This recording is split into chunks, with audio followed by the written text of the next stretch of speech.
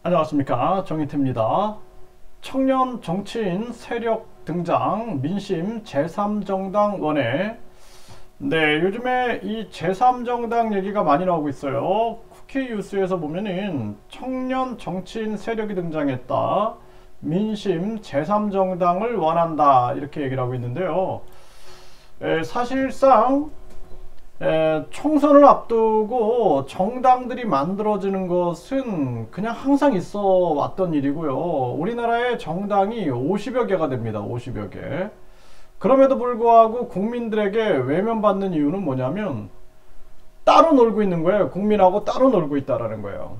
국민들이 원하는 것은 국민 주권 그리고 국민의 삶을 반영해야 되는 거거든요. 일례로 본다라면은 국회의원 국민 소환제, 이게 굉장히 중요한 겁니다. 대통령도 소환해서 탄핵되는데 왜 국회의원은 소환돼서 탄핵이 안 됩니까? 이거를 진짜 사명처럼 생각을 해야 되는 거예요. 그리고 뿐만 아니라 국회의원뿐만 아니라 대통령 국민 소환제, 경찰청장 국민 소환제, 선관위 위원장, 감사원장 국민 소환제 있어야 된다라는 것입니다. 그래서 국민 소환제를 확대시켜 나가야 됩니다. 그래서 국민들이 주권을 가지고 있음을 명확하게 보여주면은 정치인들이 함부로 정치를 못하죠. 네, 그게 진짜 주권 국가거든요. 그리고 국회를 해산하는 권한이 국민에게 있어야 된다라는 거예요.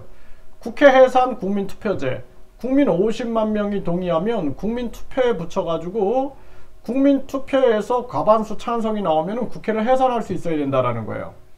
또 국민투표 시민발언제, 국민 50만 명이 동의하게 되면 국민투표에 붙일 수 있는 거죠. 그 대통령 선거, 지방선거 때 국민투표를 끼워 넣게 해가지고 국민투표를 같이 해야 합니다. 그러면 이 나라가 정치 발전이 크게 일어날 거예요. 그렇지 않고 청년이 권력을 잡는다, 뭐 노인이 권력을 잡는다, 장년이 권력을 잡는다, 여성이 권력을 잡는다, 이거 의미 없어요. 청년이라고 찍지 않아요. 지금 대한민국의 시대 정신을 봤을 때는 국민 주권, 그리고 이 문제 해결, 저출산 고령화 문제 해결할 수 있느냐, 그리고 자살률 문제 해결할 수 있느냐, 그리고 서민경제 붕괴 해결할 수 있느냐, 또 중요한 거는 부정부패, 그리고 강력범죄. 이 강력범죄가 날로 늘어나고 있어요. 마약부터 시작해서. 그리고 지금 우리 사회가 당면에 있는 과제, 이 철학적인 과제도 있어요. 뭐냐면 황금만능주의, 그리고 이 출세제일주의, 외모지상주의, 그리고 학벌주의, 이런 게 무너져야 된다라는 거예요. 그렇지 않으면 이 사회의 모든 문제를 해결하기 어렵다라는 것입니다. 그래서 청년 정치인이 모였다고 불안해할 수 있어요. 청년만 한다? 불안합니다. 왜? 외교 안보 어떻게 할 거예요? 외교 안보. 안보는 어떻게 할 겁니까? 그래서 우리나라 같은 경우는 분단국이고 그리고 휴전국이기 때문에 안보 문제, 국방 문제, 이거 굉장히 중요한 문제예요. 그리고 뿐만 아니라 중국의 시진핑이라든지 일본의 기시다라든지 미국의 바이든이라든지 이런 사람들을 대상으로, 또 저 북한의 김정은이라든지 이런 사람들을 대상으로 노련한 외교술, 노련한 국제정치 기술을 발휘해낼 수 있느냐, 이런 것도 굉장히 중요한 측면이 되는 것입니다. 이번에 윤석열 대통령 보세요. 완전히 지금 중국이나 러시아를 적대국화하고 있죠. 이웃나라를 적대국화한다라면은 우리 안보, 국방의 외교에 얼마나 큰 위험이 도사리게 됩니까? 우리가 국가보안법이라든지 뿐만 아니라 국제간첩제재법, 국제스파이단속법, 이런 게 있어야 돼요. 대통령실이 만약에 계속 도청을 당한다, 대한민국 안보가 보장이 되겠습니까?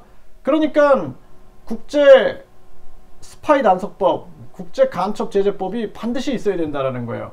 안보의식을 가지고 있어야 되는 거예요. 그러면서도 국민 주권 정치를 실현해서 국회 해산 국민투표제, 국민투표 시민발언제, 또 국회의원 국민 소환제를 출발으로 국민 소환제를 확대해 나간다.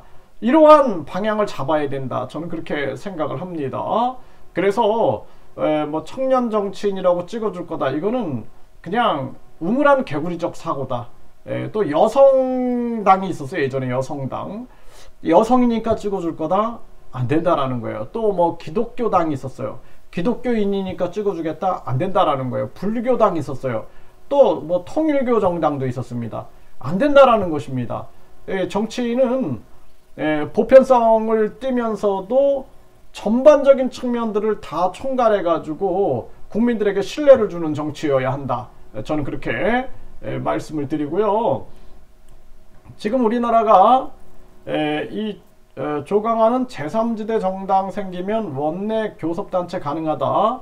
경제난에 양당 책임론이 부각될 거다. 이렇게 얘기를 했습니다. 박대수는 프랑스 마크롱 같은 스타성 신선함 정치혁신 실천이 뒤따라야 된다. 네, 김성훈은 신당 파괴력 갖추려면 고관여 중도, 뜨거운 중도층 가치 파악이 중요하다. 또 야당 제3의 길 명확한 설명이 필요하다. 거대 양당 분화 제3당 4당 나온다면 성공할 수 있다. 이런 얘기들을 하고 있는 거죠. 그래서 이 정치권에서도 지금 제3정당이라는 이러한 부분들에 대한 의견들, 관심도가 높아지고 있는 건 사실이에요. 그래서 여야 넘는 제3정당 나온다. 내년 총선판도 바꾸나. 김종인 위원장이 저는 진짜 이 나라의 미래를 위해서 국민 주권 정치 그리고 정치 발전을 위해서 머리를 썼으면 좋겠다. 뭐 누가 봐도 킹메이커 역할을 했잖아요 그동안. 박근혜 또 뭐 오세훈 또는 문재인 또 이번에 뭐 윤석열 대통령은 하다가 이제 막 중단하는 사태도 막 벌어지고 했지만 이런 능력을 가지고 있다면 진짜 이 나라의 정치 발전 그리고 대한민국의 미래 발전을 위해서 머리를 잘 쓰셨으면 좋겠다 이런 생각을 하게 되고요.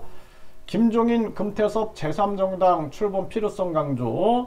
네, 지금 이러한 불이 붙고 있는 거죠. 거대 양당 불신에 무당층이 급증하고 제3지대가 현실화되고 있다. 그리고 이제 청년 정치인들도 등장하고 있는데 사실상 종합적 안정이 중요하다. 이런 부분들을 말씀을 드립니다.